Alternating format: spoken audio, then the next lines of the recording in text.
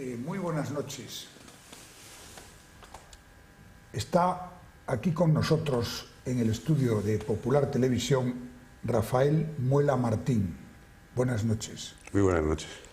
Bueno, Rafael Muela acaba de publicar un libro, una novela interesantísima que se titula Aka el Guerrero.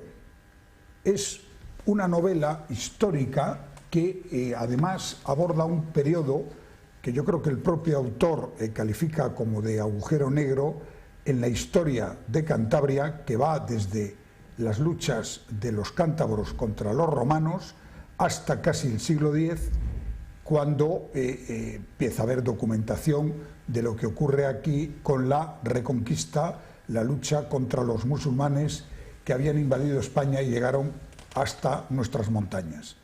Esta novela recrea una parte de esa historia, se desarrolla en el siglo VIII, si no me equivoco, y sobre ello vamos a hablar con Rafael Muela. Pero Rafael Muela tiene en su haber dos libros, al menos que yo conozca, publicados, La cárcel verde y Hasta el último aliento, también libros históricos basados en la lucha de los guerrilleros antifranquistas tras el final de la Guerra Civil Española, que estuvieron en los montes y en los bosques de nuestra región luchando con todavía la esperanza de que hubiera un conflicto internacional que terminara con la dictadura de Franco. Ahora ha cambiado totalmente el registro y del siglo XX se ha ido al siglo VIII, que ya hay un salto. Bueno, es una novela de 474 páginas, un relato de largo aliento. Perdón. Y la pregunta es, ¿por qué entrar precisamente en esta etapa de la historia de Cantabria, que, como he dicho antes, es prácticamente ignota para la mayor parte, no solamente de los mortales, sino incluso de los investigadores e historiadores? Efectivamente. Precisamente por eso, porque es un agujero negro. Escribir sobre la parte conocida de los cántabros, que es la época de la dominación romana y sobre todo de las luchas contra los romanos, ahí sí hay, tampoco es mucha, pero hay bastante bibliografía. Pero este aspecto de los comienzos de la Edad Media son una verdadera losa sobre todo no hay nada escrito y lo poco que hay está recogido en leyendas. Y sobre todo me animó eso, el descubrir esa parte que está sin descubrir, sin llegar a la categoría de un ensayo, lógicamente, porque mis posibilidades no me lo permiten, pero sí he hecho bastante investigación para tener un soporte bastante cierto de lo que es el libro. Y bueno, ¿cuánto digamos, de historia real tiene esta novela? ¿Cuánto de ficción, como lo ocurre siempre con las novelas históricas? Bueno, pues los parámetros históricos están bien definidos y yo me muevo dentro de ellos. Es decir, no hay en este caso ocultación de fechas por conveniencia de la obra. No. La obra se va ajustando día a día al calendario. Pero claro, son personajes inventados. La primera parte, luego cuando hablamos de gente como don Pedro I de Cantabria, don Pelayo, por supuesto, son los conocidos en la historia. Pero la primera parte me valgo de una serie de personajes para poder retratar el ambiente social de la época,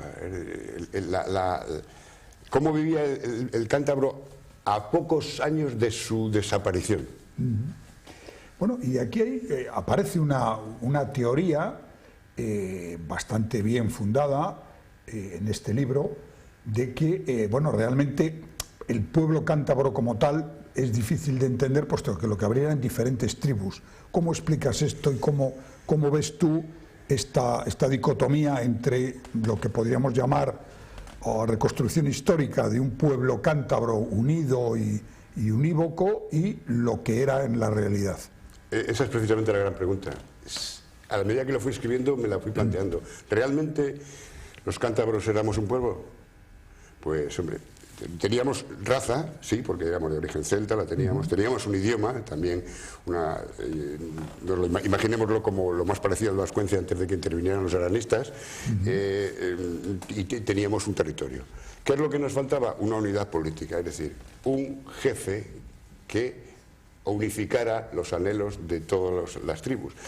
Sin embargo, a pesar de esto, una persona tan documentada y tan erudita como Echegaray mantiene que los cántabros se sintieron un pueblo antes y después de la dominación romana. Tenían conciencia de ser un pueblo distinto a los con los que limitaban, como eran los astures por una parte o los vascones con otra. Esa conciencia la tuvieron desde el primer momento. Quizá lo más parecido a esa unión fue un pacto que hubo, yo le sitúo en las fuentes del Ebro, con la corona visigoda, que a cambio de respetar las costumbres de los cántabros les hacía comprometerse a tomar la espada cuando fuera necesario a favor del rey visigodo. Eso es lo que más cerca estuvimos del reconocimiento como pueblo o como nación o como lo queramos llamar. Bien, y en la novela, lógicamente, hay mucha trama puramente novelística, pues de combates, de amores, de traiciones. ¿En qué te has inspirado para construir esos personajes y para hacer esa trama paralela a la parte histórica de la obra? A diferencia de las otras dos novelas que he escrito en que estaba encorsetado por la vida ya conocida de los personajes y lo poco que yo podía investigar que era novedad, aquí pues tenía todo el horizonte para mí, por lo tanto los personajes me los he ido inventando, algunos conociéndolos en la vida real. Hay un personaje Roberto, que es el Sancho Panza de Lanius, el monje, que ese le descubrí un día me llevó un amigo a ver un territorio que todavía está, pues yo creo que como en esta época del libro, y allí conocí a un personaje que, quitando la diferencia de años, es exactamente el del libro, es decir, una persona que habla constantemente, y que no tiene ninguna imagen en empalmar una conversación con otra, y se apunta a todos los temas, se pone a cantar y canta una canción, y cuando no tiene letras se la inventa. Yo me quedé palmado. Estuve 12 horas con ese individuo y quedé alucinado, y le volqué en el libro aquella misma noche. El resto pues son producto de mi imaginación. Pero o sea, que han ido surgiendo a medida que avanzaba la novela. No, en este caso no ha habido un planteamiento, como no sabía lo que iba a escribir, pues no ha habido un planteamiento inicial, sino que los personajes, a medida que iba discurriendo la novela, han ido naciendo. Bueno, esta novela, Aka, el guerrero, editada por Montañas de Papel, una editorial próxima, prácticamente de la librería Estudio, es un libro contundente, largo, casi 500 páginas, 470, por tanto, una obra que me imagino ha costado mucho producir. Ahora mismo la idea es distribuirla solo en Cantabria, llevarla a las librerías de toda España. Bueno, eso ya no es opción mía. Lo dicen todos los autores, que el libro deja de ser tuyo en el momento que está en los escaparates. En este caso, concretamente, yo confío plenamente en la gente de Montañas de Papel y no sé qué tipo de distribución harán. Para mí termina el libro aquí. Ojalá se venda mucho y ojalá... Lo que ya estoy convencido es que yo nunca ganaré dinero escribiendo libros. Pero bueno, al margen de eso, si hay alguno que lo gane, me parece muy bien. Y la distribución en principio será en Cantabria, y yo no sé qué difusión tendrá esto. Las primeras lecturas, pues los primeros lectores me dan muy buenas referencias de él, pero con ser un tema localista, pues tiene una amplitud de mira bastante amplia. Es decir, toca un tema latente ahí, que es el de la Reconquista, en la que hemos estado siempre peleándonos con los asturianos, en las que yo, francamente, soy el primero sorprendido a darme cuenta de lo claro que está. De lo claro que está que don Pelayo era cántabro, que Covadonga era Cantabria y que la Reconquista empezó en Cantabria. Y la frase esa tan antigua de que Asturias es España y el resto es tierra conquistada, pues si tenemos que ser rigurosos, Cantabria es España y el resto terreno conquistado. Es decir, cuando en el año 722 se produce la batalla de Covadonga, desde el 714 ya estaba Asturias invadida y los 40.000 árabes estaban en Guegia, es decir, en Gijón, acantonados. Esa Asturias estaba dominada por los árabes, Cantabria no. Ese es un aspecto muy curioso, que además en efecto ha tenido muchos debates entre los historiadores. Y tendrá. Volviendo un poco a los cántabros originarios, a esos celtas, como acabas de decir, que son los que formaron la población de la cornisa cantábrica, ¿cuánto hay ya de leyenda, cuánto hay de realidad en las historias de las batallas contra los romanos, después de digamos, los mercenarios que van con el ejército romano a luchar contra los germanos, etcétera. ¿Cuánto hay de...? Pues en una historia de un pueblo en la que hay simplemente 38 citas, y la mayoría muy breves, es imposible con eso construir una historia de un pueblo. Hay personajes conocidos, 2, Corocota y Laro, que ni siquiera sabemos si existieron, y ni siquiera sabemos si Corocota era cántabro. Se deduce porque era un guerrero que en esta época, la historia dice que en la península ibérica Roma solo estaba en guerra con los cántabros, pero Corocota es un personaje que sale en un relato, y el de Laro pues todavía es simplemente es de itálico y es un poema. No sabemos si realmente fue un personaje real. Entonces, falta la figura de un caudillo que nos daría una unidad política. Los cántabros eran tribus que, aunque se consideraron un pueblo, eran tribus completamente independientes y que muchas veces peleaban entre sí. ¿Qué fue lo que les unió? El enemigo común. Eso fue lo que... Los cántabros no se llamaron a sí mismos cántabros, se lo llamaron los romanos. Hubo un momento que tuvieron conciencia de que eran un pueblo cuando les unió la lucha contra el invasor. Y eso fue lo que fue determinando. Luego ya llegaron todos esos sucesivos baches históricos en que cada vez que Roma tambaleaba el imperio, los cántabros nos íbamos por libre. Y volvíamos a recuperar nuestras tradiciones, y llegaron los visigodos y se pasaron 70 años luchando contra los alanos y contra los suevos y contra los vándalos, y nosotros estábamos aquí como antes de la época de los romanos, absolutamente libres. Y el rey visigodo, en vez de tomar la decisión de los romanos de llegar con las tropas hasta la costa e invadirlo, se dio cuenta que era mejor táctica establecer una serie de pactos, a ver hasta dónde los cántabros podían comprometerse en la ayuda con la corona de Toledo, y dejarles sus leyes, sus costumbres y sus tradiciones sin tocar. Y en ese periodo, que va desde la toma del 22, digo en el 712, pues en ese periodo prácticamente la presencia de la corona aquí fue testimonial. Estaba don Pedro I de Cantabria, que cuando en el 710 cae el reino de Toledo, realmente se convierte de facto en un rey, porque no hay autoridad en Toledo. Aquí es un duque, porque los visigodos dividieron las provincias en ducados, pero al final hace de rey de un territorio que tiene unas fronteras sin definir, un pueblo que realmente no le es muy fiel, y con todo eso tiene que tejer con su primo don Pelayo la aventura de Covadonga, que no tiene nada improvisada. Eso fue una planificación 3 años antes, y se eligió exactamente el sitio donde se podía llevar a cabo esa batalla con alguna posibilidad de éxito. Afortunadamente le salió bien, pero Pelayo era cántabro, era de Brez, un pueblo al lado de Mogrovejo. Y don Pedro I de Cantabria era de Casegadia, hoy Cosgaya. Y esto está certificado no solo por los cartularios de Santo Toribio, sino porque en el propio legado de Alfonso I hace referencia a todas las tierras que recibe de sus padres. Ahí hay una cabeza troncal de un matrimonio lebaniego que en el siglo VI son Benedicto y Elesinta. De ahí parte un tronco de donde nacerá don Pedro, don Pelayo, de la hija de don Pelayo y del hijo de don Pedro casados, Alfonso I, y de ahí, de los hijos de ese matrimonio, nace toda la cadena de la monarquía asturiana, que es cántabra. Ya por definición la llamamos asturiana, pero es cántabra. Bueno, esto es una novela histórica, esto de Aca el Guerrero no deja de ser una novela histórica. Supongo que has leído mucha novela histórica.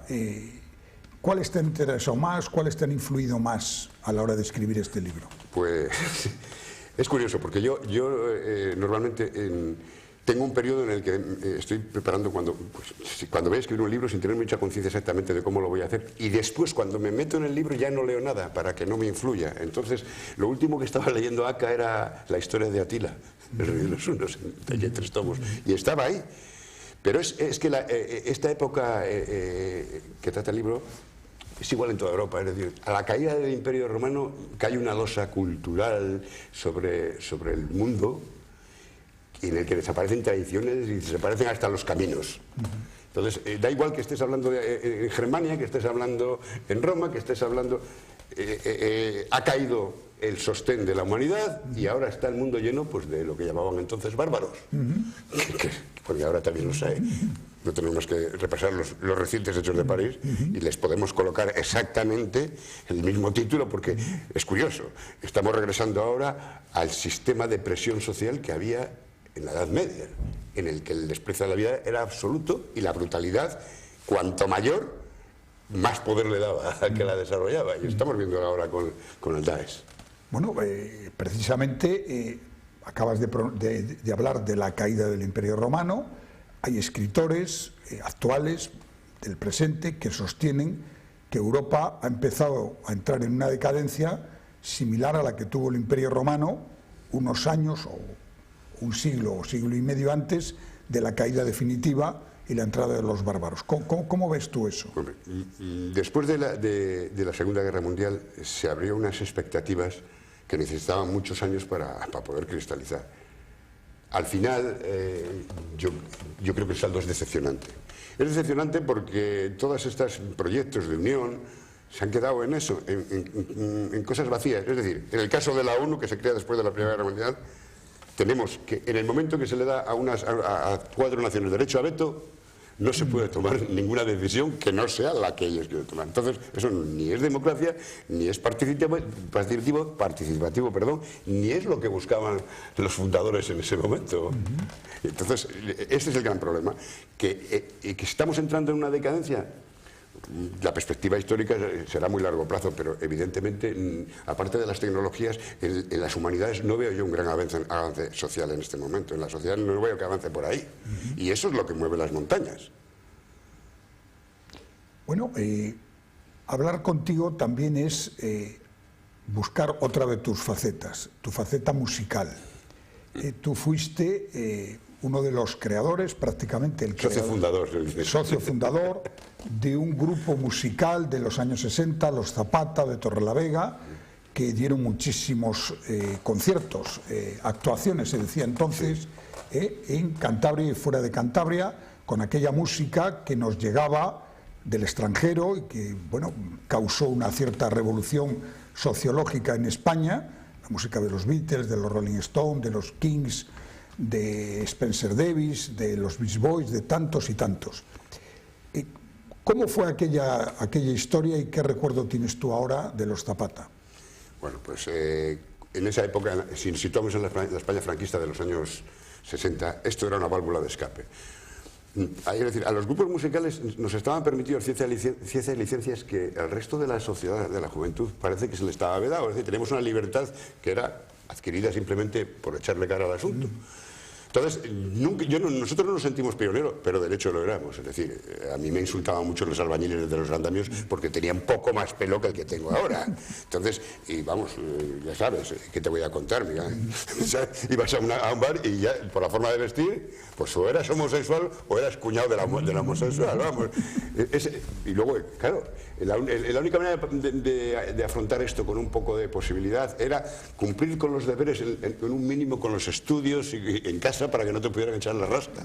Pero después, pues éramos completamente libres. Nosotros optamos por la música inglesa primigenia, en vez de lo que hacían los grupos españoles entonces, que era hacer versiones en español de los grupos ingleses. Nosotros íbamos directamente a las fuentes, porque teníamos un cantante que dominaba el idioma y había estado tocando en Alemania con un grupo inglés. Y cuando venimos aquí, pues decidimos tirar al repertorio aquel de los Mustang y de los Ires y empezar, como tú has dicho, con Spencer Davis, con los King y tal. Con lo cual, parte de nuestros amigos nos dejaron de hablar, pero bueno. ¿Y cómo fue esa experiencia? Bueno, para mí fue, desde ahora. Claro, para mí fue muy enriquecedora, porque es que nos sentíamos observados, nos sentíamos, y esto no es una petulancia, nos sentíamos que marcábamos la moda, es decir, nosotros nos hacíamos unos pantalones de rayas y salías a tomar algo por los bares y la gente, pues ¿dónde te has hecho ese pantalón? Marcabas un poco de tendencia y esto nos tenía un poco, no, la palabra no es asustados, pero sí extrañados, porque realmente éramos unos críos de 19 años, con una guitarra eléctrica que ya la quisiera tocar yo como la toco ahora, como la toca la gente de ahora. Pues entonces hay que tener en cuenta que cuando yo tenía 17 años y compramos la primera guitarra eléctrica, estuvimos a punto de morir electrocutados, porque como era eléctrica, creíamos que había que enchufarla en el enchufe. No nos dimos cuenta que había por medio un amplificador. O sea, y comprábamos las guitarras por catálogo. Esto cuando Chuli, el cantante, vino de Alemania y empezamos con los riffs del rhythm and blues y los amplificadores ya con marca conocida como el Boss y el Fender, pues la cosa cambió por completo. Cambió el repertorio y cambió el sonido. Muy bien, pues terminamos esta conversación. Sí decirles que este libro, Aka, se va a presentar mañana, si no me equivoco. Sí. Dinos. A las 7:30 en estudio de la calle Burgos, en el Salón de Actos de la Librería Estudio. Por tanto, mañana jueves se presentará. Que allí es como si la presentara en mi casa, eso como si la presentara en el salón de mi casa. Muy bien, pues muchas gracias y buenas noches. Muchas gracias, buenas noches.